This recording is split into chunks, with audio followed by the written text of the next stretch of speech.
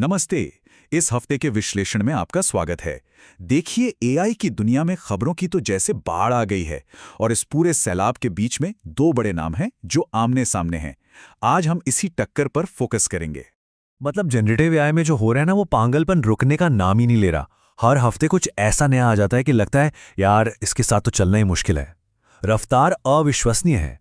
और इस हफ्ते की जो बड़ी खबरें हैं उनमें सिर्फ दो ही नाम छाए रहे, गूगल और एंथ्रोपिक। बाकी सब मतलब काफी पीछे थे। तो चलिए जरा गहराई से देखते हैं कि आखिर हुआ क्या। तो सबसे पहले बात करते हैं गूगल की। उन्होंने एक साथ कई बड़े बड़े रिलीज किए हैं। साफ दिख रहा है कि वो एआई की दुनिया में अपनी पकड़ और मजबूत करना चाहते हैं। गूगल ने लॉन्च किया है जेमिनाई 3.1 प्रो और ये उनका अब तक का सबसे पावरफुल, सबसे बेहतरीन मॉडल बताया जा रहा है। सच में ये एआई की क्षमताओं को एक नए लेवल पर ले जा रहा है। अच्छा, तो इस नए मॉडल को टेस्ट करने के लिए एक बड़ा ही मजेदार तरीका निकाला गया। उसे एक विजुअल प्रॉम्प्ट दिया गया कि लॉस एंजलिस शहर के ऊपर एक डेथ स्टार की एसवीजी इमेज बनाओ। ये किसी भी मॉडल की विजुअल समझ को परखने का एक जबरदस्त तरीका है। और नतीजा, अरे वाह, जेमिनाई 3.1 प्रो ने कमाल का काम किया। उसने इतनी कॉम्प्लेक्स इमेज बना दी जिसमें ताड़ के पेड़, शहर की स्काईलाइन और वो डेथ स्टार सब कुछ एकदम साफ साफ पहचाना जा सकता था। मतलब ये दूसरे टॉप मॉडल्स की बराबरी पर आ गया है। पर बात सिर्फ तस्वीरें बनाने तक ही नहीं है। नहीं, ये मॉडल नई नई तरह की प्रॉब्लम्स को सॉल्व करने में भी जबरदस्त है। और जो एजेंटिक बेंचमार्क होते हैं, मतलब जहां उसकी खुद से काम करने की क्षमता को परखा जाता है, वहां भी इसका परफॉर्मेंस टॉप पर रहा है।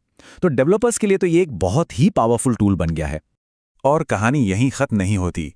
गूगल ने एक और चीज पेश की है, लेरिया।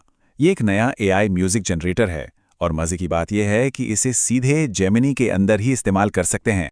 और इसे इस्तेमाल करना बेहद आसान। बस आप इसे एक टेक्स्ट प्रॉम्प्ट दे दीजिए या कोई तस्वीर, और लेरिया उसके बेस पर एक पूरा म्यूजिक ट्रैक तैयार कर देगा। बाद में चाहें तो उसे रीमिक्स भी कर सकते हैं। अच्छा, इसकी क्षमताओं को टेस्ट करने के लिए एक बड़ा फनी प्रॉम्प्ट दिया गया।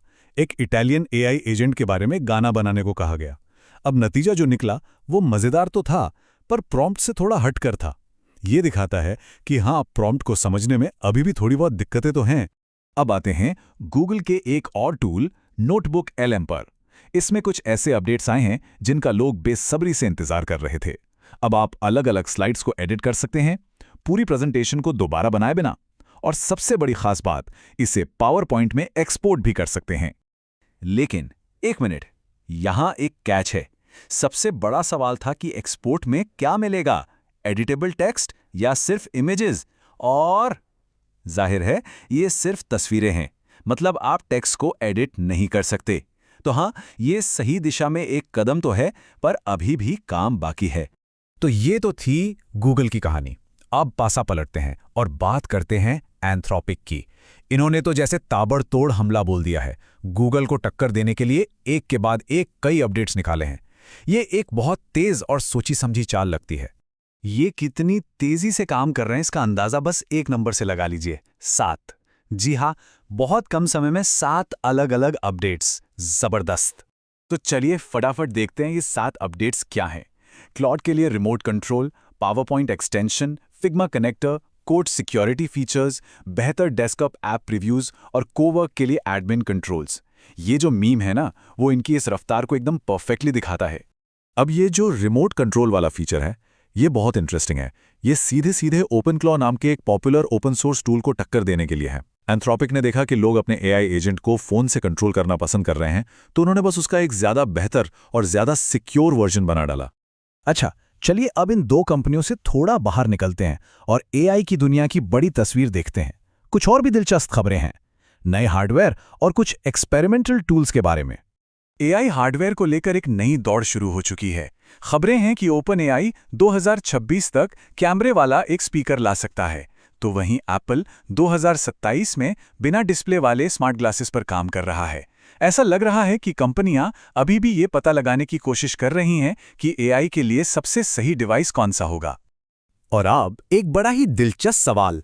फीनिक्स नाम का एक रियल टाइम एआई अवतार है जो दावा करता है कि उसमें इमोशनल इंटेलिजेंस है, मतलब सच्ची भावनाएं।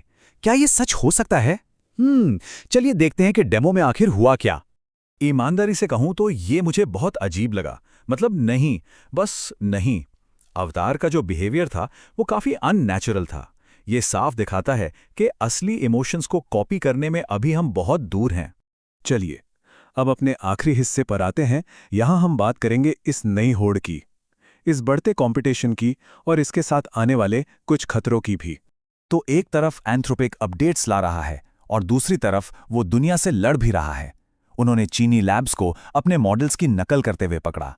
पता चला कि 24,000 फर्जी अकाउंट्स बनाकर लाखों एपीआई कॉल्स के जरिए क्लॉड के डीएनए को कॉपी करने की कोशिश हो रही थी। इसका अंजाम क्या होगा?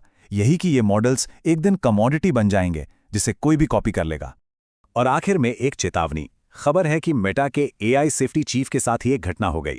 उन्होंने कथित तौर पर क्लॉड बॉट को पुराने ईमेल डिलीट करने को कहा और फिर वो उसे अपने फोन से रोक ही नहीं पाए।